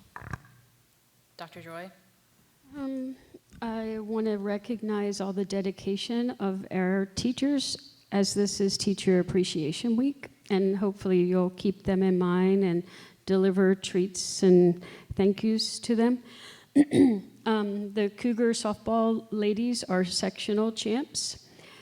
The Washington High School ladies tennis team are going to states, so I congratulate them. This is Asian and Pacific Islander Month. It's often not recognized, and I'm hoping that our schools recognize the importance of Asians and Pacific Islanders in our community, and because they helped form our country, just like every other race. It's also Jewish American Heritage Month, so hopefully you'll remember and recognize the great contributions of our Jewish members of the community. I want to congratulate the 6th, 8th graders from Charlestown Middle, Harpers Ferry, Shepherdstown Middle, and Wildwood, who are designated as 2023 Knights of the Golden Horseshoe. There were 3 positive office referrals from South Jefferson this week that I'm aware of. Alex Brown, Porter Yusav, and Maddie Klein. I want to thank all the employees and community members who donated time, money, energy, baskets to the Kiwanis fundraiser. It was a huge success. We raised over $9,200 for programs at our schools here in Jefferson County. And congratulations again to the Service Personnel and Teachers of the Year, and to Miss Wood, who is retiring after 50 years of service to our public education. Finally, I attended the 150th graduation ceremony at Shepherd University this past weekend, and I saw many former students, and I'd like to congratulate all of our students who are graduating, both from our high schools, but from college. And I wanted to give a special thanks to Mr. Banks's daughter, who I met at the graduation, and she's brilliant, McMurrin Scholar, summa cum laude, and she's going to be a dentist eventually. That's all. Thank you. The Jefferson County Development Authority has a new executive director, Ms. Eddie Benitez. And then also, as it was mentioned, it is Teacher Appreciation Week. Just really appreciate those teachers, because I know you will really, really be appreciating them come the first or second week of August after having all of your children back at home and not in their classrooms. So, superintendent comments? Ma'am, do you have anything? All right, and no executive session tonight, correct? All right, then 8:05, meeting adjourned. Thank you very much.